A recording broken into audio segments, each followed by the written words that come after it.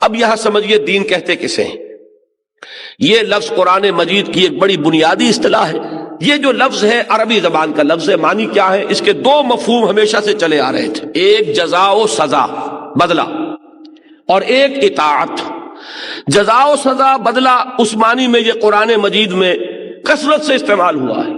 سب سے زیادہ اہمیت کے ساتھ سورہ فاتحہ میں مالک یوم الدین، کیا ترجمہ وہاں آپ کرتے ہیں؟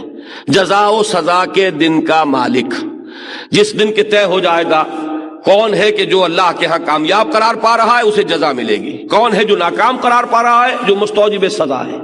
تو جزا و سزا کا کے دن کا مالک یعنی مختار مطلق وہ ہے، اسی کے ہاتھ میں اختیار ہے، کوئی اور اس سے بالا تر اختیار رکھنے والا نہیں ہوگا۔ لمن الملک اليوم للہ الواحد القہار، یہ ہے اس کا ایک مفہوم کہ جس میں جزا اور سزا اور بدلہ یہ ایک اہم جز کی حیثیت سے شامل ہے۔ دوسرا کیا ہے؟ اطاعت۔ حضور نے فرمایا، بڑی پیاری حدیث ہے، کاش کہ یہ آپ لوگ یاد کر کے اٹھیں، الکیس من دان نفسہ وعمل لما بعد الموت۔ اصل میں ہوشیار آدمی، سمجھدار آدمی وہ ہے جو اپنے نفس کو اپنا مطیع بنا لے، اس کے اوپر غالب آ جائے۔ تو یہاں پر اطاعت کا مفہوم جو ہے اور قانون کا مفہوم کہ اسی کے مطابق اس سے عمل کروائے، یہ ہے در حقیقت اطاعت دین کا دوسرا مفہوم۔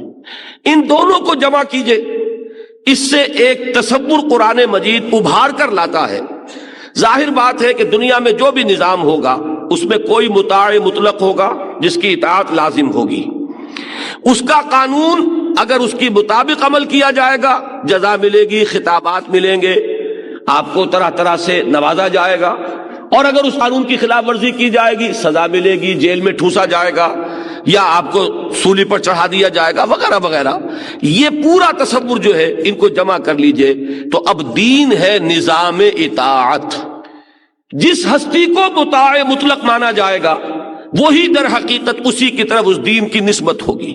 جیسے سورہ یوسف میں آیا ہے، آپ میں سے اکثر حضرات کو وہ مقام مستحضر ہوگا، حضرت یوسف اپنے بھائی بنیامین کو روکنا چاہتے تھے، لیکن ظاہر بات ہے کہ وہاں قانون جو ہے وہ تو بادشاہ کا تھا، وہ بادشاہ جس نے خواب دیکھا تھا اور جس کے خواب کے نتیجے میں حضرت یوسف جیل سے نکلے ہیں اور ایک بہت بڑے عہدے پر فائز ہوئے ہیں۔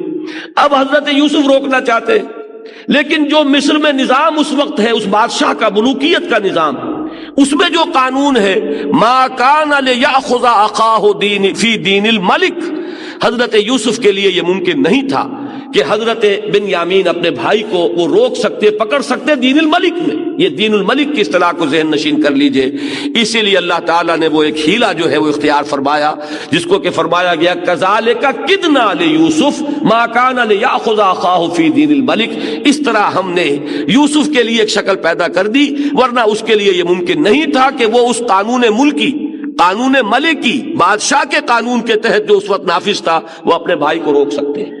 تو دین الملک کی اصطلاح اپنے ذہن میں رکھیے، بادشاہت کا دین، جسے آج آپ کہیں گے بادشاہی نظام، ایک ایسا نظام جس میں بادشاہ کے ہاتھ میں حاکمیت ہے، وہ مختار مطلق ہے، وہ جو چاہے قانون بنا دے، اس سے بالا تر ادارہ کوئی نہیں، وہ کسی کے سامنے جواب دہ نہیں، اس کی زبان سے نکلا ہوا ہر لفظ قانون کے درجے میں ہے۔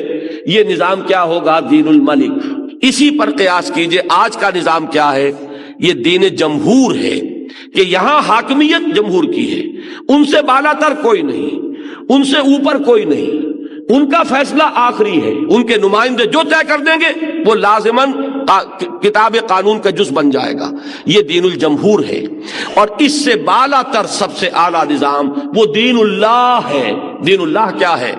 اللہ ہے مطاع حقیقی، اللہ ہے مالک حقیقی، اللہ ہے حاکم حقیقی، اللہ کے لیے حاکمیت ہے، سروری زیبا فقط اس ذات بے ہمتا کو ہے، حکمراں ہے ایک وہی باقی بتانے آزری، سارا نظام اس کے تابع آ جائے گا، یہ دین اللہ ہو جائے گا۔